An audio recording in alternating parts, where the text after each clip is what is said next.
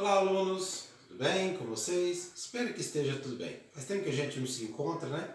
Enquanto isso a gente vai tentando criar meios da gente poder se comunicar. No mês passado a gente viu sobre a organização, a classificação dos seres vivos, classificação das espécies, aí também a nomenclatura deles. Continuando um pouquinho nessa linha de pensamento, a gente vai falar sobre os 5 reinos dos seres vivos, né? E falar um pouquinho das características desses 5 reinos. O reino Monera. O reino Monera, eles têm células procariontes. O que seriam células procariontes? Vocês já viram lá no primeiro colegial, devem se lembrar, são células simples, né? Depois, a organização celular. Eles são seres unicelulares. Eles obtêm sua energia, sua nutrição, eles são autotróficos, ou seja, produzem seu próprio alimento por fotossíntese, e aqui eles têm alguns também que são heterotróficos. Onde eles habitam? Geralmente tem ambiente terrestre e tem ambiente aquático. O hábito de vida deles, eles podem ser parasitas, vida livre, tá bom? E podem ser também decompositores. Os maiores exemplos que a gente tem desse reino são as bactérias. No caso das atividades econômicas, a gente pode citar, por exemplo, a produção de alguns medicamentos e a obtenção de oxigênio. Reino protista. Tá? O reino protista, ele tem, a organização dele é eucarionte, ou seja, as células são mais complexas, são seres vivos mais complexos. O material genético dele tem um lugarzinho especial, não é disperso no citoplasma como as células procariontes. Eles podem ser unicelulares ou pluricelulares, mas ainda não possuem tecidos verdadeiros, uma característica de seres vivos um pouco mais complexos ainda. A nutrição, eles são autotróficos ou heterotróficos. Tá? Ambiente que habitam pode ser ambiente aquático ou terrestre, desde que o ambiente terrestre seja úmido. Eles podem ser parasitas, tá? De vida livre. Esse seria o hábito de vida deles. Os maiores exemplos são as algas e os protozoários.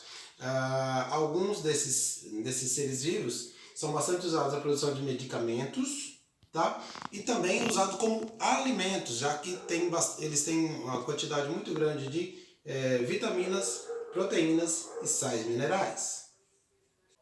Agora vamos falar do reino fungi. O reino fungi já, né, faz lembrar alguma coisinha. Vamos lá. O tipo de célula deles são células eucariontes, ou células mais complexas. A organização celular, eles podem ser unicelulares ou pluricelulares, mas ainda também não têm os tecidos verdadeiros. A nutrição, eles são heterotróficos, tá? Então eles não fazem fotossíntese. O ambiente que habitam, eles são ambiente aquático e ambiente terrestre. Geralmente também um ambiente mais úmido, mas a gente encontra alguns reinos fungos num ambiente que não seja tão úmido assim. Hábito de vida, eles são de vida livre, parasitas e decompositores. Os maiores exemplos que a gente tem são os fungos e as leveduras. Onde eles são mais usados? Geralmente aí na culinária e também na decomposição, na fermentação de bebidas. Agora vamos falar dos reinos dos seres vivos que têm um organismo ainda mais complexo, né? Então o reino Plantae. Reino Plantae, os tipos de células são todas eucariontes, células bem complexas. A organização celular são seres pluricelulares, tá? E já aparece aí nas plantas os tecidos verdadeiros. A nutrição, eles são autotróficos, né? As plantas, aliás, são a base da cadeia alimentar por conta da fotossíntese que eles produzem e produzem alimento para todos os outros seres vivos, principalmente os animais que a gente vai ver daqui a pouquinho. O ambiente que habitam pode ser terrestre e pode ser também o aquático.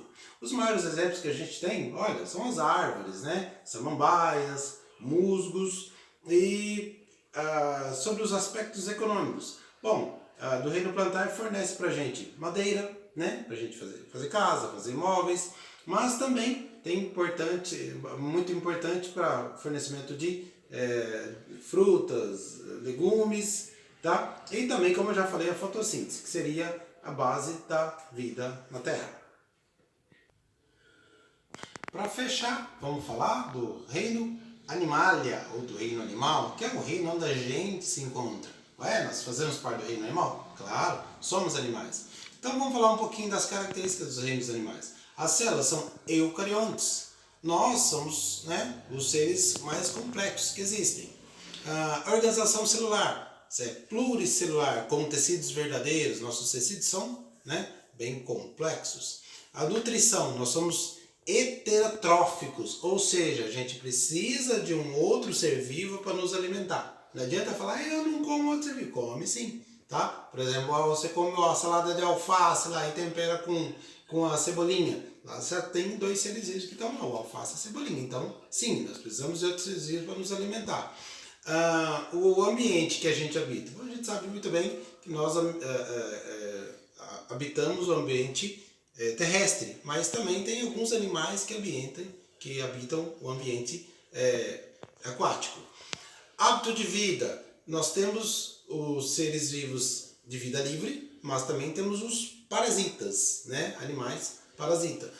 Que exemplos que a gente pode dar? Golfinho, cachorro, ser humano, são vários exemplos.